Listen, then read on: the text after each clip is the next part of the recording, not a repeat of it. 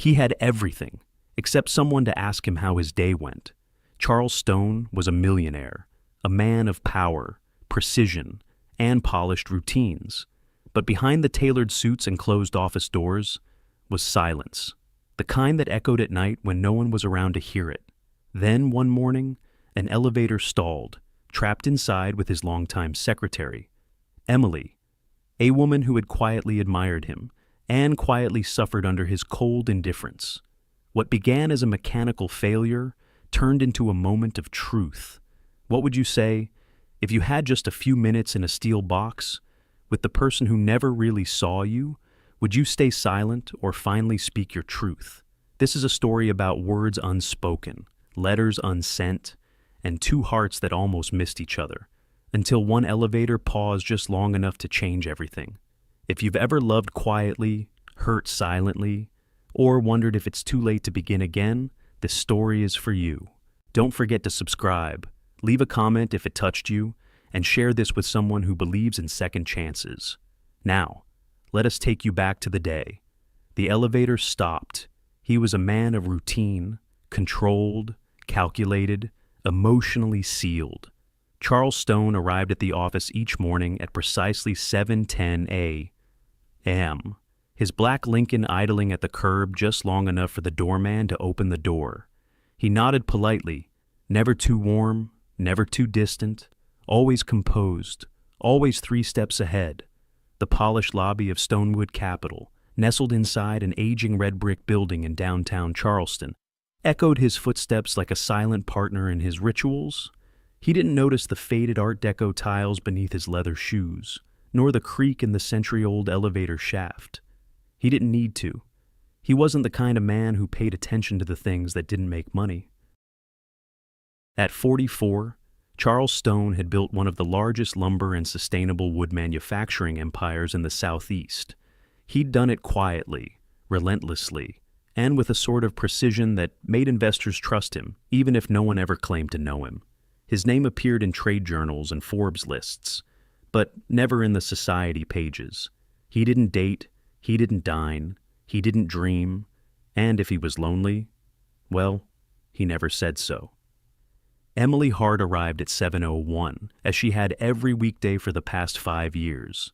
She was always early, always prepared, always invisible in the way a perfect assistant should be.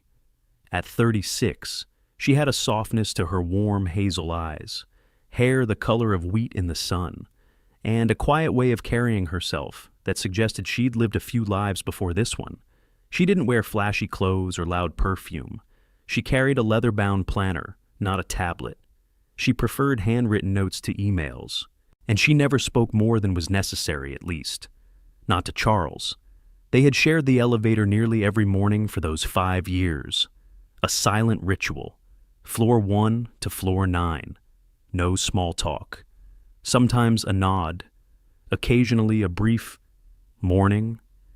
But mostly, it was silence the heavy, corporate kind. Emily never expected more. She wasn't the kind of woman men like Charles noticed, not beyond her efficiency, and he certainly wasn't the kind of man who invited closeness. But this morning, something shifted. It started with a tremor, a faint jolt as the elevator groaned between floors. Then came the grinding halt, the flicker of lights, and the unmistakable sound of stuck. Charles reached instinctively for the panel, pressed the emergency button, and exhaled controlled but clearly irritated. "Power surge," he muttered. "Old system." Emily looked up from her planner. "Looks like we'll be here a minute." He didn't reply. Silence returned, thicker than before. The small space suddenly felt smaller, as if the air itself had remembered it was old and tired. The soft hum of city traffic beyond the walls became a distant murmur. Time stretched. Then Charles sighed. Not dramatically, just defeated. Almost. "I have a call at 8. Emily nodded. "Of course you do." That's when something inside her snapped, not loudly, but firmly, a quiet fracture. "Of course you do," she repeated, more to herself than to him. "Because nothing ever gets in the way of your calls. Not traffic, not people, Not even 5 years of showing up early and staying late. Charles turned slowly, the movement subtle but sharp. "Excuse me." Emily didn't raise her voice. She didn't need to. The weight in her words did all the lifting. "I've worked for you for 5 years, Mr. Stone. 5 years of birthdays missed, lunches skipped, nights spent rewriting reports because you changed your mind last minute without a single thank you that wasn't typed in a mass email." Charles stared at her as if she had just started speaking a foreign language. He looked disoriented, human. And you know what she continued, hands still calmly holding her planner. "That was fine. I didn't need gratitude. I just needed to feel like I wasn't furniture in your well-oiled machine." The elevator didn't move, but everything else inside it did. Charles had been called many things in his life: brilliant, exacting, ruthless, but never unaware. That was his pride. He noticed everything, but not this, not her. He blinked once. "I didn't realize." "No," Emily said, gently but firmly. "You didn't. And maybe that's the problem." For a long moment, the only sound was the faint hum of the lights above them and the soft tap of Emily's thumb against the spine of her planner. Her face was calm, but her eyes, there was a storm there. Not the kind that raged, the kind that quietly reshaped the coastline. Charles looked down at his hands, those same hands that once carved wood in his father's workshop before ambition had replaced passion. They rested now against seams of a suit that cost more than Emily's monthly rent. He realized he had no idea what her rent was. He also realized he hadn't asked. "I'm sorry," he said, the words unfamiliar on his tongue. Emily's expression softened just a flicker, but she didn't respond. Then her phone buzzed in her purse. She reached for it, tapped the screen, frowned, no signal. Charles checked his as well. Same. The elevator lights dimmed slightly, then flickered back. "Guess we're here for a while," Emily murmured. He nodded, then perhaps for the first time in 5 years, really looked at her. And she did the same. There was nowhere to go, nothing to do, no distractions, just a man and a woman, a boss and an assistant, trapped in a box suspended between floors, suspended between everything they thought they knew about each other. And for the first time in 5 years, they had no choice but to talk. She never planned to speak that way to her boss, but sometimes silence becomes too loud to bear. Emily Hart hadn't raised her voice. She didn't need to. The words she'd spoken in that stuck elevator, quiet, deliberate, had been heavy enough to hang in the air like dust floating through sunbeams. And Charles Stone, the man who prided himself on unshakable composure, had been shaken. She wasn't angry. Not exactly. It was something older than anger, something that had built up grain by grain, like sawdust under a carpenter's boots, barely noticeable until it covered the whole floor. Now they stood in the stillness, both of them leaning slightly against opposite walls of the elevator, the small space impossibly quiet. The hum of fluorescent lighting, the occasional mechanical groan above these were the only sounds keeping them from being swallowed by the silence. Charles cleared his throat. "I didn't know." Emily looked up. "Didn't know what?" He hesitated. "That you felt that way." Her eyebrows rose, gently. "Of course you didn't. You don't ask. It wasn't an accusation. It was just true." Charles had built his life on managing data. People, projections. Feelings were unpredictable, messy. He had learned long ago that they were best kept at arm's length, like live wires. But something about Emily's words about the stillness they now occupied made him realize how much he had missed by keeping everything so far away. I assumed you were fine," he said. Emily gave a soft, incredulous laugh. "Not cruel, just weary." "I know. You assume a lot. About everyone." Charles looked down at his hands again. They were strong hands, capable. But in that moment, they looked like hands that didn't know how to hold anything gently. She spoke again, quieter now. "I used to admire you." That caught him off guard more than the earlier confrontation. She didn't elaborate right away. She let the words sit for a moment, breathing their own truth. I did, she continued. When I first started here, you were focused, driven. You came from nothing.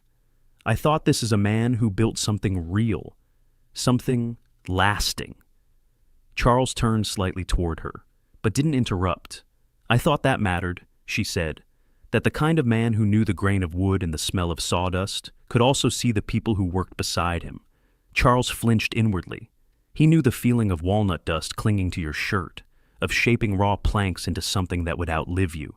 But it had been years, decades, even. The man she thought she saw had disappeared somewhere along the way. What changed? He asked softly. Emily shrugged, arms crossed loosely in front of her. You did. Or maybe you didn't change at all. Maybe I just stopped expecting anything human from you. The words weren't meant to wound. But they landed with a quiet finality that made his chest tighten. She looked down at her shoes for a moment. My mother has congestive heart failure, she said suddenly, as if it had just slipped out. Charles blinked. I didn't know. No, she said gently. You didn't. He wasn't sure what to say. Emily didn't offer more, just stood there, the weight of the admission hanging between them, and for the first time, Charles wondered how many other things he'd missed. Not because they were hidden, but because he had never looked. I'm sorry, he said again, and this time he meant it more deeply. Emily nodded, just once. She's stable, for now. But it's been a rough year. Charles looked at her differently then, not as the woman who managed his schedule with flawless efficiency, but as a daughter, a caretaker, a person trying to carry far too much while still showing up every morning at 7. He felt small. I lost my father when I was 17, he said, almost surprising himself. Emily looked up, quietly waiting. He was a woodworker, had a shop behind our house, taught me how to cut dovetail joints before I ever learned to drive. There was a flicker of something in his eyes, grief, maybe, or memory. He used to say that every piece of wood has a voice. Charles continued, that if you listened close enough, you'd hear what it wanted to become. Emily's gaze softened. Did you ever listen? He nodded, then looked away. I used to. A long pause followed, the kind of pause that isn't awkward, just full. A pause that held years of things unsaid on both sides. The elevator gave a faint lurch, then a soft chime. The lights brightened slightly as the motor hummed back to life. They both looked up instinctively. Charles exhaled. Looks like we're moving again. The numbers on the panel above began to light up, slowly, one floor at a time. They didn't speak as the elevator resumed its climb, but something between them had already shifted. The space wasn't as heavy now. The silence no longer felt like armor. It felt necessary. When the doors finally opened at the 9th floor, neither of them moved right away. Emily stepped out first, but not without a glance back. Charles followed, slower than usual. They walked together down the corridor, not side by side, but not as far apart as before. What do you see when you look at a man like him? A suit, a title, or something far more broken beneath. It had been a week since the elevator incident, though calling it an incident seemed too clinical, too small for what had quietly unfolded between two people trapped, not just between floors, but between years of silence and one long overdue conversation. Charles Stone had resumed his usual routine, the polished shoes, the tailored suits, the quiet nods in the hallway. But something in his rhythm had softened. Subtle, almost imperceptible to the casual observer. Yet, to Emily Hart, who had studied him from the edge of every meeting and memo for 5 years, the shift felt seismic. He paused more, looked up from his screen when she entered, asked questions, simple ones, like, how's your mother today, or did you get any sleep last night, that felt jarring coming from a man who had once barely glanced up to say thank you. At first, Emily had thought it was guilt, that maybe the conversation in the elevator had embarrassed him, and this was some awkward attempt at damage control. But it continued, day after day, without pretense, without effort, even. And what puzzled her most was that he wasn't trying to charm her. He wasn't trying at all. That morning, she found a paper coffee cup on her desk plain, from the cafe across the street. No note, no fanfare. Just the words, half cream. No sugar scribbled in a handwriting she recognized from boardroom whiteboards. She stared at it for a moment, unsure whether to be touched or wary. Maybe both. Charles didn't mention it when she entered his office later that morning with the weekly schedule. He was seated at his desk, reviewing a file, but not with his usual intensity. His gaze lingered over the pages like someone reading an old letter. "Anything you need changed?" she asked. He looked up. "No." "This is good." Emily nodded and turned to leave, but something on the corner of his desk caught her eye. It was a worn manila folder, not part of the day's agenda, and it was partially open, just enough to reveal a set of architectural sketches, thick lines, annotations in pencil, and there, in one corner, the words Stonewood Workshop, Community Arts Project. She paused. "You building something?" she asked, carefully.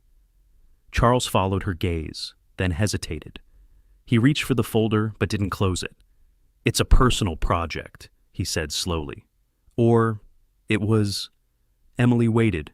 "I bought a property outside town a few years ago," he continued, eyes still on the drawings.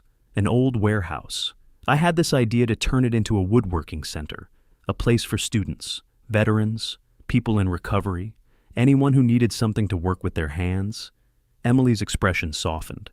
"That's unexpected." Charles smiled faintly. "That's why I never showed it to anyone." He finally looked up. "I shelved it. Too busy, too many things to manage, maybe too afraid I'd forgotten how to care about something that didn't make money." Emily took a cautious step forward. "Why tell me now?" He leaned back in his chair, studying her like someone seeing something for the first time. "Because," he said quietly, "you reminded me that not everything worth building has to be efficient or perfect." The words hung in the air like sawdust after a long day's work. Emily wasn't sure how to respond. A part of her felt honored, another part guarded. It was rare for Charles to open any door not directly connected to a conference room.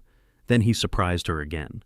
"I'm going out there this weekend," he said, "to the property, to see if it's still worth doing." She raised an eyebrow. "Still worth it?" Charles tilted his head. Things change. Priorities shift. But sometimes, something old becomes necessary again. He paused, then added, "Would you come with me?" The question landed between them like a soft knock on a door she hadn't realized was there.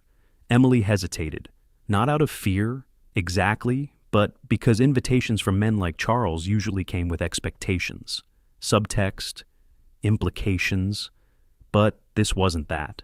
His voice carried none of the entitlement she had seen in other men of his position. No ulterior tone, just quiet sincerity.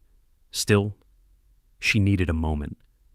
"I don't know," she said truthfully. "It's not really part of my job description." Charles nodded. "It doesn't have to be." Silence returned, but it was no longer a wall.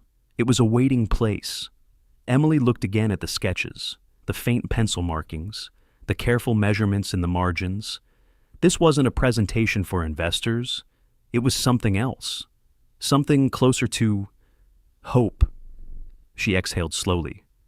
"Okay, I'll go." His eyes met hers, and for once, they weren't guarded. "Saturday," he asked. She nodded. As she left the office, planner tucked under her arm.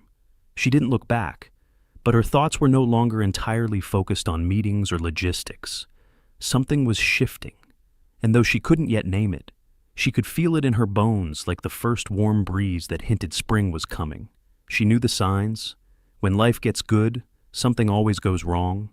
It's safer to step away first. The road to the old warehouse curved gently through the outskirts of Charleston, where city sounds faded into the hush of tall grass and rusted fences.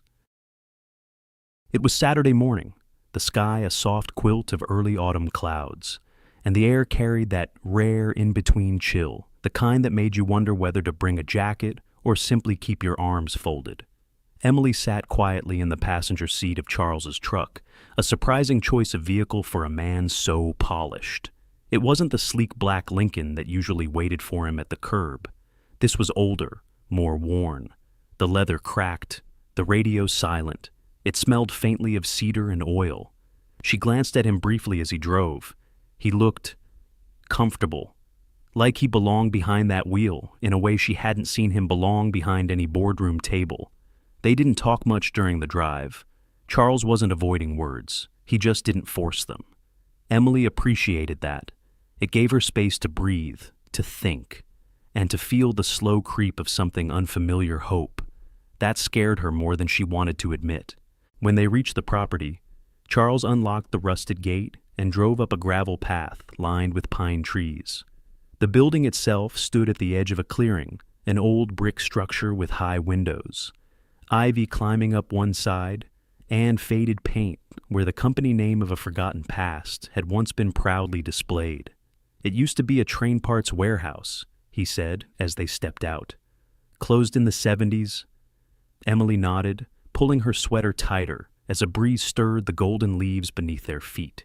Inside, the space was dusty but filled with light. Wooden beams crossed overhead like ribs, and the smell of old timber settled into her skin. In one corner, someone, maybe Charles himself, had stacked unused lumber, sheets of sandpaper, and a few lonely tools. She could see it, could imagine what it might become, and that, too, frightened her. They walked slowly through the space, their footsteps echoing across the concrete floor. Charles stopped by one of the windows, brushing his hand across the sill. "My mom used to make me wipe down windows like this every Saturday," he said with a half smile. Didn't matter if they were clean. She said it taught discipline. Emily leaned against the frame beside him. "She sounds like someone I would have liked. She died when I was 12. His voice remained steady, but his gaze drifted somewhere far away. "Heart condition? Sudden? My dad never really came back from that. Not emotionally. She didn't speak, just listened. I started helping him in the shop after school." He continued, "Not because I wanted to, but because he needed someone there. I think the sound of the saws was the only thing that kept him from falling apart." Emily looked at him, and for a moment, saw the boy he had been too young for loss, too old to be comforted. "That's when I learned how to build," he added, "not just with wood, with walls." The admission hung in the dusty air between them. She didn't reach for him, but she didn't look away either.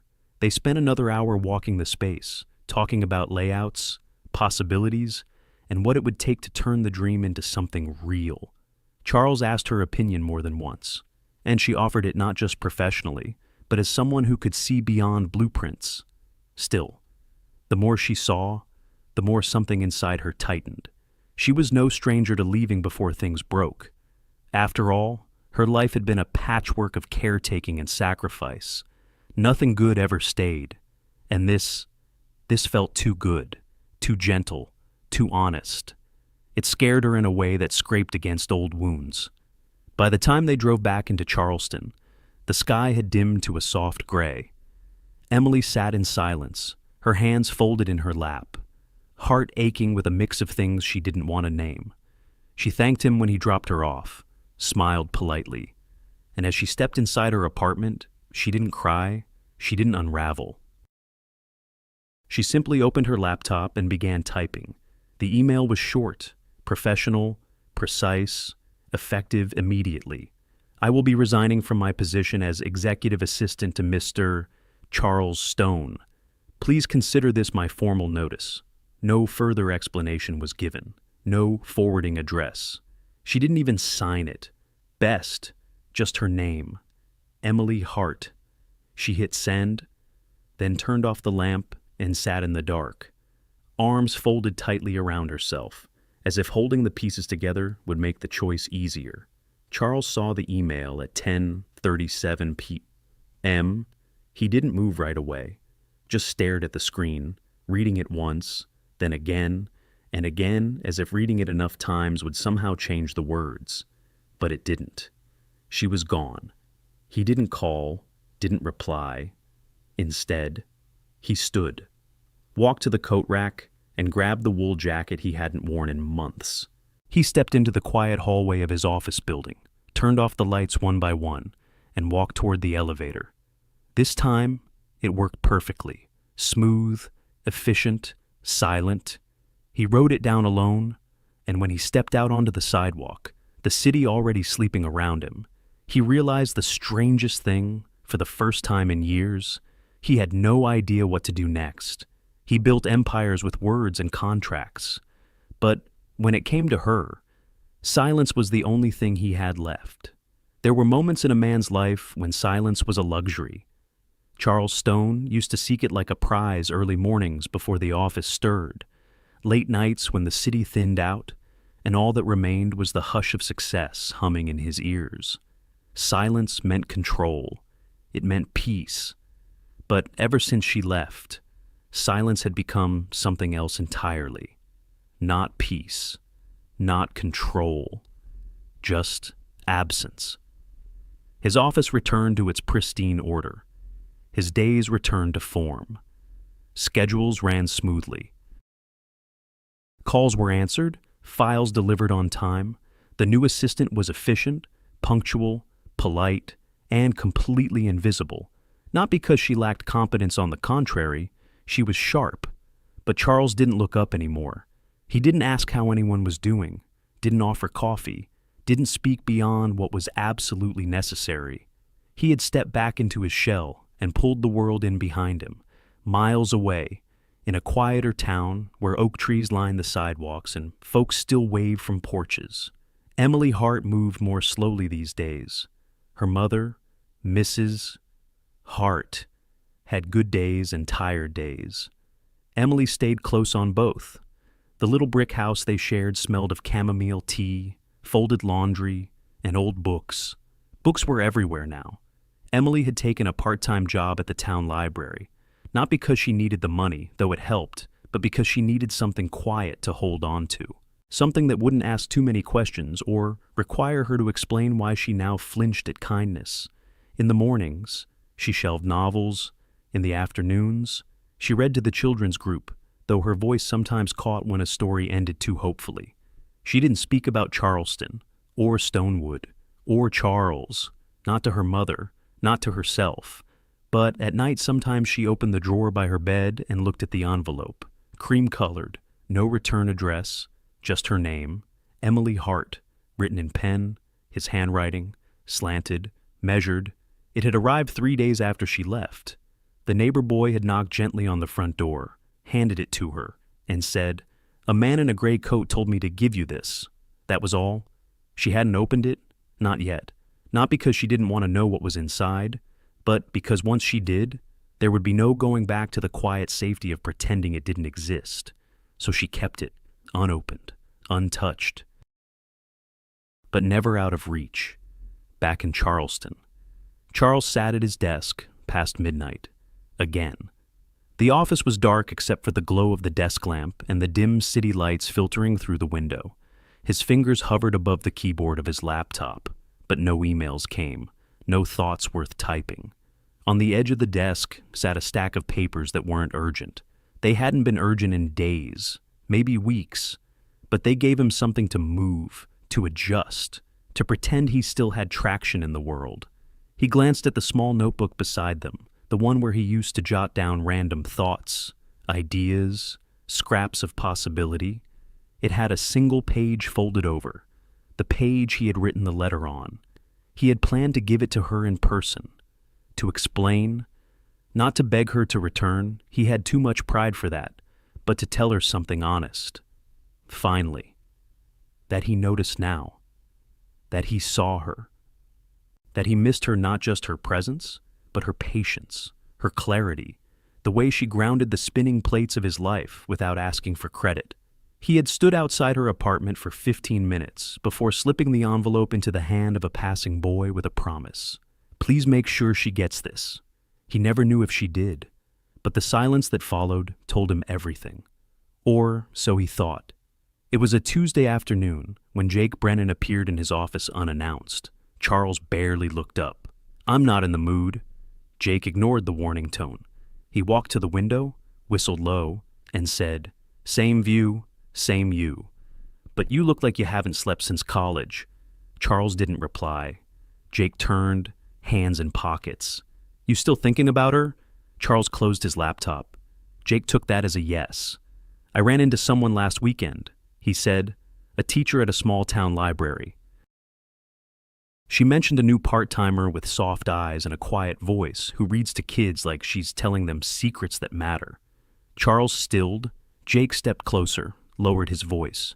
"She's upstate, small town, good coffee shop, I hear, great place to disappear." Charles didn't ask how Jake knew. Jake had always known things before others did. "I don't think she wants to be found," Charles said finally. Jake shrugged. "Maybe. Or maybe she's waiting for someone to prove she's not just someone people forget when things get hard." The words landed like a stone in water rippling outward, disturbing the surface. Charles stood slowly, walked to the window. He could see the top of the elevator shaft from here. Funny, he thought, how something that confined could still change the direction of a life. Jake's voice came softer now. "So, I'll ask just once. Do you want to find her?" Charles didn't turn around. He didn't need to. Because deep inside, beneath the layers of routine and distance and damage, he already knew the answer. He didn't know how to say it out loud. So, he let books speak for him. The mornings in Hartfield were quiet in a way that Charleston never could be. Emily Hart had come to love that stillness, the soft patter of dew on the library windows, the slow creak of shelves settling, the scent of paper and old wood. There were no meetings, no emails arriving in rapid succession, just the peaceful rhythm of people coming in search of stories that weren't their own. But this morning, something broke the quiet. A delivery truck pulled up just after 8 hours.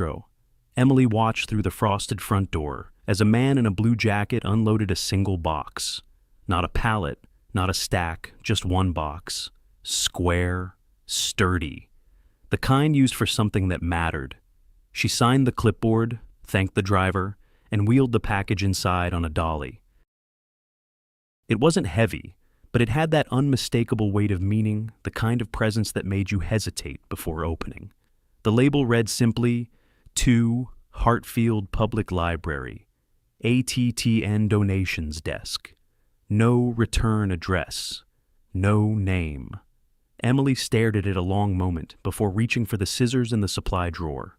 She carefully sliced through the tape, folded back the cardboard flaps, and paused. Books. Not just any books. These were special, leather-bound, cloth-wrapped, some with gilded edges. A first edition Wuthering Heights, a vintage Hemingway with margin notes, a copy of To Kill a Mockingbird, so lovingly preserved it looked untouched. Each was wrapped in parchment paper, the kind you'd use for something precious. Not a single spine cracked, no dog-eared pages. Whoever had chosen these hadn't done it lightly. Then she saw it, tucked neatly between a copy of Leaves of Grass and a rare edition of The Old Man and the Sea was something unexpected a note. Not in an envelope, just folded paper, cream-colored, thick, and on the outside, in handwriting she hadn't seen in months, Emily. No last name, no title, just her. She stood still for a moment, the air thick with recognition. Her fingers trembled slightly as she opened the note. The words inside were simple, handwritten, careful, as though the writer had rewritten them a dozen times in his head before ever putting pen to paper.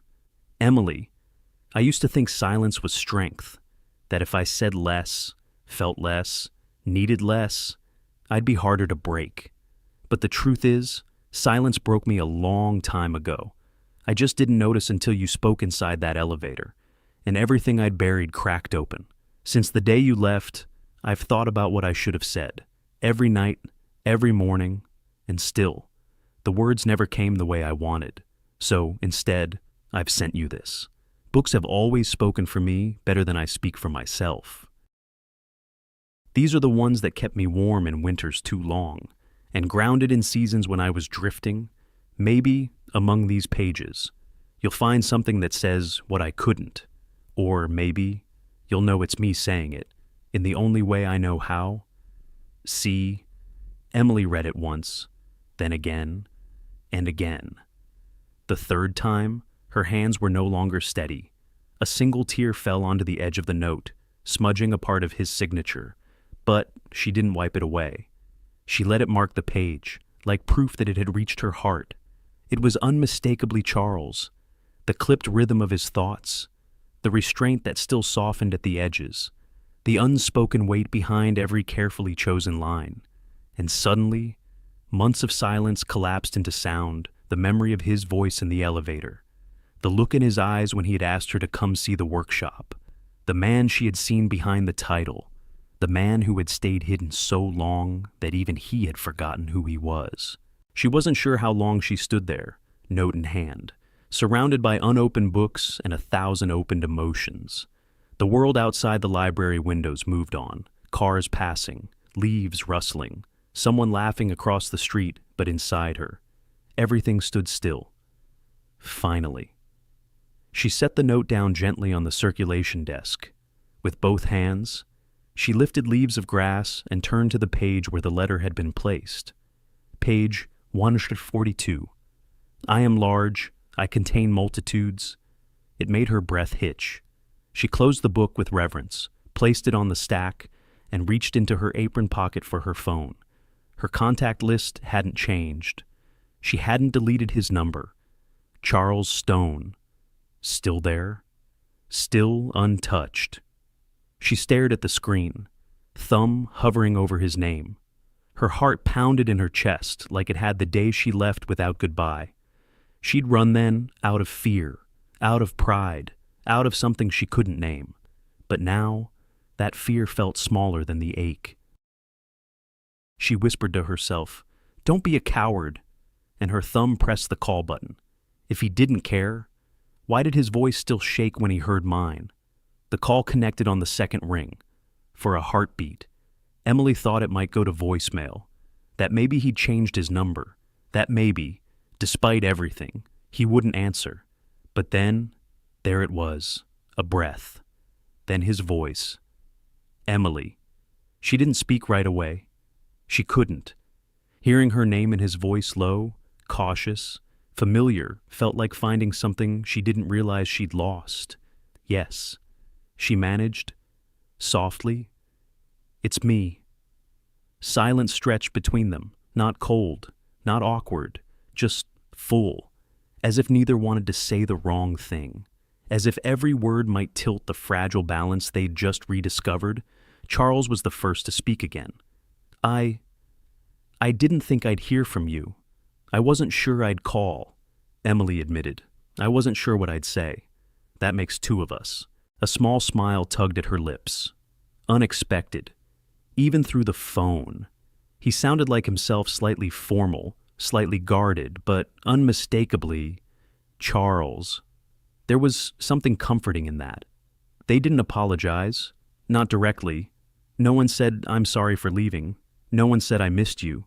Instead, Charles asked, "How's your mother?" Emily's throat tightened. Stable.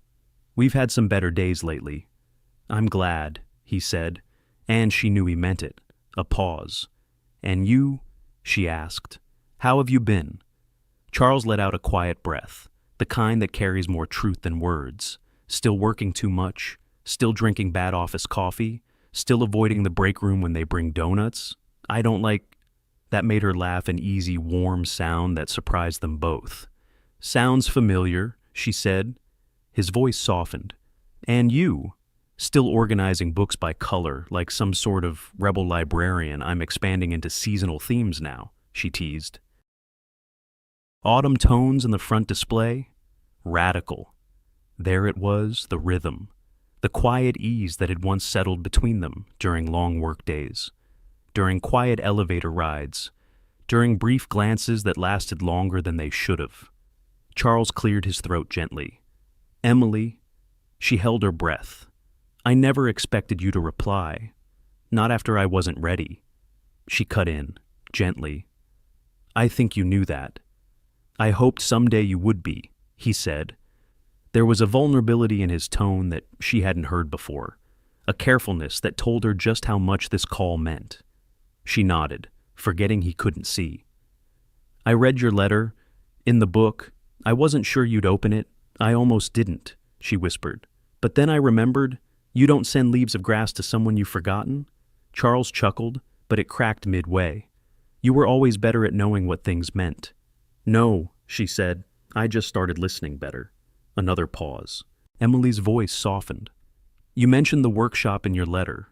Is it still just on paper? Charles was quiet for a beat. Then, yes. I drive out to the lot sometimes. Just sit in the truck. Haven't started building. Haven't touched the plans since you left. Her heart clenched. Why I think I was waiting, he said, but I didn't know for what. The line went quiet again, not out of discomfort, but because there was too much to feel at once. Then Emily said something that made him still. I haven't cleared out my desk yet. His breath caught. I told the library I'd work part-time. She continued, told them it was temporary, and I meant it. I just didn't know what I was waiting for either. Charles swallowed hard. Emily. She smiled through a sting behind her eyes. I guess I never really left. Charles. Not completely. It was his turn to be silent. When he finally spoke, his voice was rough. Would you come see the land again? Not as my assistant. Not for work, then for what she asked gently. For you, for us, to see if something's still there. Emily closed her eyes. Her pulse was a soft echo in her ears. When she asked, Saturday, he replied, quickly, the weather's supposed to be clear. I'll bring coffee, none of the bitter office kind. She smiled. Bring 2 sugars this time, not 3. He laughed. You noticed. I always noticed. Another long silence, but this one felt like sunlight through a window. Quiet, warm, hopeful. Charles spoke one last time before the call ended. Emily, thank you for calling. She answered with words he'd never heard from her before. Words that could have been a whisper, a promise, or a beginning. I missed hearing your voice. She hung up before she could say more, but he didn't need more. He sat there, alone in his office, holding the silent phone against his chest. And for the first time in months, he allowed himself to hope. It wasn't just wood and dust. It was the place where 2 broken people started building again. The morning sky over Charleston was brushed in soft grays and warm golds, like a watercolor painting left to dry in the sun. Emily pulled into the gravel driveway slowly, her tires crunching over the uneven stones. The workshop stood at the edge of a quiet field, still wrapped in scaffolding, surrounded by lumber, coils of extension cords, and the low hum of cicadas in the distance. It wasn't finished, but it had begun. She stepped out of the car and inhaled, the scent of fresh pine and sawdust mixed with dew-covered grass. It was a scent that reached beyond her senses, into something older, something rooted in memory, in beginnings, in possibilities. Charles was already there, crouched by a workbench, sanding down a thick plank of walnut. He looked up as she approached, and for the briefest second, he smiled like a man surprised to see sunlight. You came, he said simply, setting down the sander. I said I would, Emily replied, brushing hair from her face. You brought coffee. 2 sugars, no more, he said, handing her a cup. I listen sometimes. She took the coffee and held his gaze. Sometimes is better than never. He led her through the wide doorway, past skeletal beams and half-finished walls. The air inside was cooler, quiet, with a faint echo like a space waiting for stories to be told.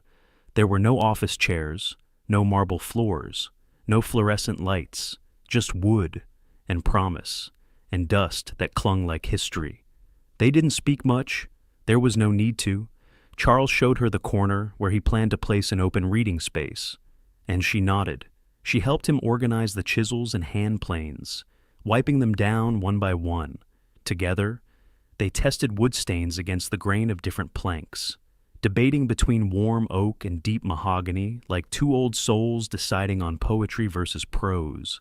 At one point, Emily accidentally knocked over a bucket of nails, and they scattered like silver rain across the floor. She bent down, flustered, but Charles just laughed a sound so unguarded, so deeply human, that she paused. "You always did take everything too seriously," he said gently. Emily looked up at him, kneeling on the sawdust-covered floor, fingers full of tiny nails, and for the first time in a long time, she allowed herself to laugh too. They worked side by side until afternoon. Light poured in through the high window panes, catching particles in the air like glitter in slow motion. Sweat clung to the back of their necks, and wood shavings covered their shoes.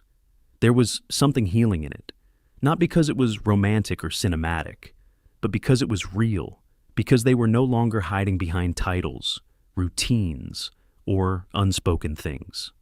Later, Charles walked over to a low bench tucked into the back of the workshop. He picked up something wrapped in an old cloth and brought it to her. "I made this a while ago," he said. "Didn't know if I'd ever get to give it to you."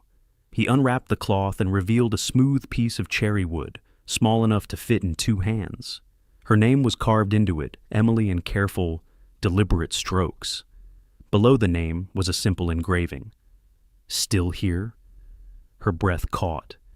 She ran her fingers over the carving, tracing the letters slowly, as if memorizing the feel of them. "You did this by hand?" she asked. He nodded. "It's not perfect, but neither am I." She didn't say anything right away. Her voice wouldn't come. Instead, she reached out and hugged the block of wood to her chest, like something sacred, something earned. "I'll keep it," she whispered, "even if I walk away again." Charles's voice was quiet, steady. "You won't have to." As the sun began to dip lower, they sat on a low ledge near the wide window at the back of the workshop. The light slanted in, golden and soft, warming the bare wood beneath them. Outside, birds flitted through tall grass, and the world felt momentarily paused like it was waiting, too.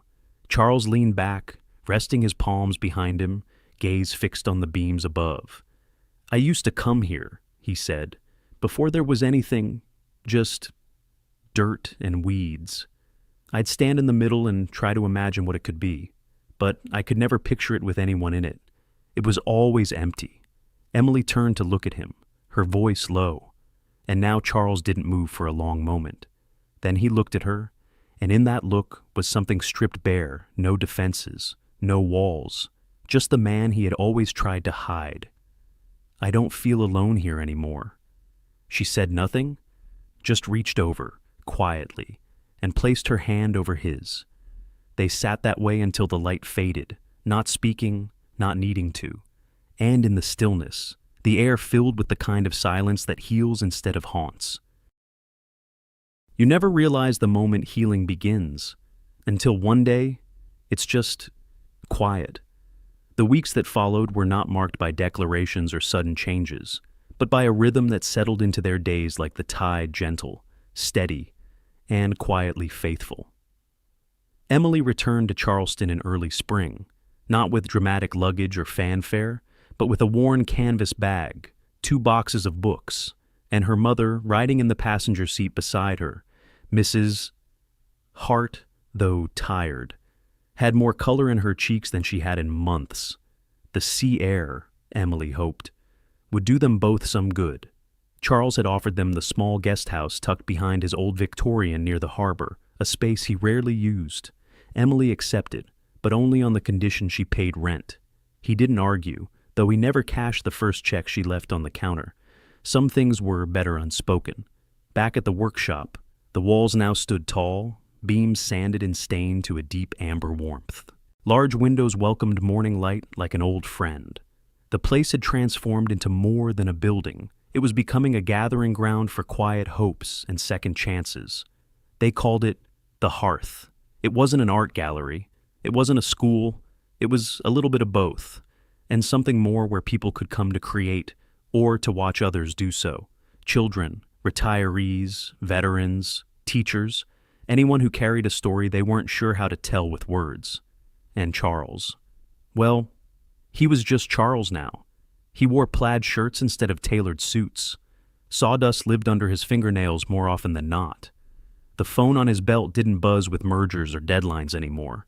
He still worked because it was in his blood, but his hours weren't stolen from him now.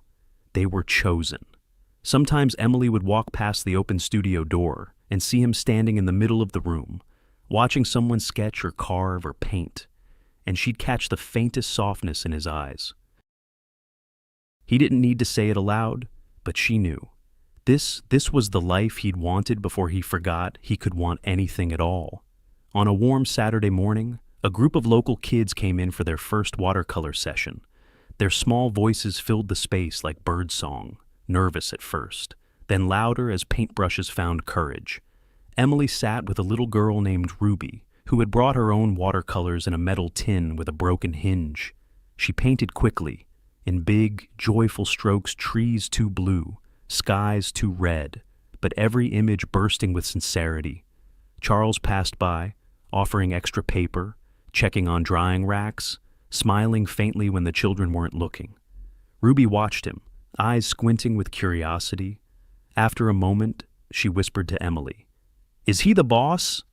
Emily smiled. "Something like that?" Ruby didn't respond. She went back to painting, tongue peeking out in concentration. A few minutes later, she tiptoed across the room to Charles and held out her page. "This is for you," she said shyly. "It's you." He blinked, surprised, then leaned down to take the paper. The figure on the page was stick-legged and round-headed, wearing a flannel shirt and surrounded by yellow beams of light. Written in pink crayon at the top, Mr. Charles, the man who smiles. Sometimes. He stared at it, then, slowly, the corner of his mouth twitched. A soft sound somewhere between a sigh and a laugh escaped from deep in his chest. His shoulders, often so square and tight, dropped slightly. He laughed. It was small, unpolished, and maybe a little unsure. But it was real. Emily, who had been watching from the other side of the room, felt something inside her chest loosen. Something she hadn't even realized was still clenched. The laughter rippled through her, not loud, not showy, but like warm tea in cold hands. Later, when the children had left and the sun was dipping lower in the sky, she found him standing near the window, holding Ruby's painting like a treasure. He didn't notice her approach, not at first. She didn't say anything, just stepped beside him quietly, her presence familiar now, like a porch light left on, like something worth coming home to. Then, gently, she placed her hand on his shoulder, not to comfort, not to ask, just to say, "I'm here." Charles didn't look back, but he lifted his hand and placed it over hers, fingers wrapping around with a quiet certainty that said everything words could not. Outside, the light shifted, catching the edges of the wooden beams and making them glow. Inside, no music played, no speeches were made, no grand revelations, just two people who had once been strangers in a broken elevator, now standing together in a space they had built not just from wood and nails, but from patience, forgiveness, and the brave act of staying. Healing had arrived, not loudly, not with trumpets, but like the soft click of a door unlocking from the inside. The elevator hadn't broken again, but this time, they chose to stay just a little longer. It was a quiet Tuesday morning when Emily and Charles pulled up to the old Stonewood Capitol building. The parking lot looked the same, polished blacktop, assigned spaces, that familiar hedge that always needed trimming. It had been nearly a year since either of them had stepped foot inside. Charles shut off the engine, but didn't reach for the door handle right away. Instead, he looked across the dashboard at Emily, who was tucking a strand of hair behind her ear. "Strange being back," he murmured. Emily smiled faintly. "Feels smaller than I remember." They got out in comfortable silence. The lobby doors opened with a gentle whoosh, letting in the same crisp scent of lemon-scented floor wax and copy paper. Reception had a new face, young man in his 20s who looked up with curiosity, perhaps recognizing the man who used to own the place. Charles nodded politely, but didn't explain himself. They made their way to the elevator. It looked just as it had the day: brushed steel panels, soft yellow lighting, slightly too slow to close. Emily reached for the button, but Charles beat her to it. Their fingers brushed, neither moved away. The elevator chimed, the doors opened, they stepped in. This time, there was no awkward silence, no buzzing tension, no unspoken things clawing for release. Just two people standing side by side, closer than necessary, but not yet touching. Charles pressed the button for the 14th floor, his old office, the place where he once ruled behind glass walls and marble desks, and where she used to wait quietly with a folder in her hand and questions she never asked. The doors slid closed. The elevator began to rise. At first, there was nothing but the soft hum of machinery. No sudden jolt, no flashing lights, just smooth ascent. Charles slid his hands into his pockets. Emily clasped hers gently in front of her. Then, quietly, unexpectedly, they both began to laugh. It was soft at first, then warm, not loud, but real. The kind of laughter that comes when a memory no longer stings, but simply belongs to the past. "I can't believe it still smells the same," Emily said, between chuckles, like cheap carpet and expensive tension. Charles shook his head, amused. "That carpet cost more than my first house." They lapsed into silence again, but it was a different kind this time, full of knowing, of memory, of growth. The numbers blinked upward. 9, 10. "Do you regret it?" Charles asked suddenly, his voice barely above a whisper. The day the elevator stopped, Emily turned toward him. Her eyes were soft, but steady. "No," she said. "That elevator didn't break. It just paused long enough for us to find each other." He nodded, as if he'd been holding his breath waiting for that answer. The elevator dinged at 14. The doors opened slowly, revealing the corridor that once held glass offices, sharp shoes, whispered promotions, and 1,000 unspoken boundaries. They didn't step out. They stood in the doorway for a long moment. Charles looked out at the hallway, then back at Emily. "You know," he said softly, "I don't miss this." "Not even a little?" she asked. He smiled. "Maybe the coffee machine. But everything I thought mattered. It never quite held up to the day that elevator paused." Emily leaned slightly against the wall, watching him. "Do you ever wonder what would have happened if we just stayed quiet that day?" Charles met her gaze. "I would have missed the best part of my life." The doors began to close again. He didn't stop them. They descended together, hand in hand this time. Not because something was broken, but because this time, neither of them was in a hurry to get back to the world. When the doors finally opened to the lobby, the young receptionist looked up again. Puzzled, Charles offered a smile and a small nod. Then they walked back out into the morning light, two people who had once been strangers in a stalled elevator, now bound by something neither of them had planned for, but both had chosen. Love, after all, didn't always come with fanfare. Sometimes it arrived in the quiet pause between floors, and sometimes the elevator still worked, but you stayed anyway. Sometimes life pauses just long enough for us to hear the truth we've spent years avoiding. In this story, a broken elevator became more than a mechanical failure. It became a space where silence broke, hearts opened, and healing began. Charles, a man who built empires but forgot how to connect, finally listened. Emily, a woman who gave quietly for years, finally spoke. Their journey reminds us that even the strongest walls can soften, and that vulnerability is not weakness, but courage. As we grow older, it's easy to believe that change is for the young, or that certain things, love, forgiveness, second chances are behind us. But the truth is, it's never too late to pause, to speak, to reach out. Sometimes all it takes is one moment of honesty, one letter sent, one hand held. So, if there's someone you've held back from, if there's something your heart still longs to say, maybe today is the day you let the elevator pause. After all, Healing doesn't always announce itself, but when it comes, it's worth everything. Share this with someone who might need to hear it. And remember, the heart never retires. Thank you so much for spending your time with this story. If it touched your heart, even just a little, please consider giving it a like, sharing it with someone who needs hope, and subscribing to our channel for more stories that speak to the soul.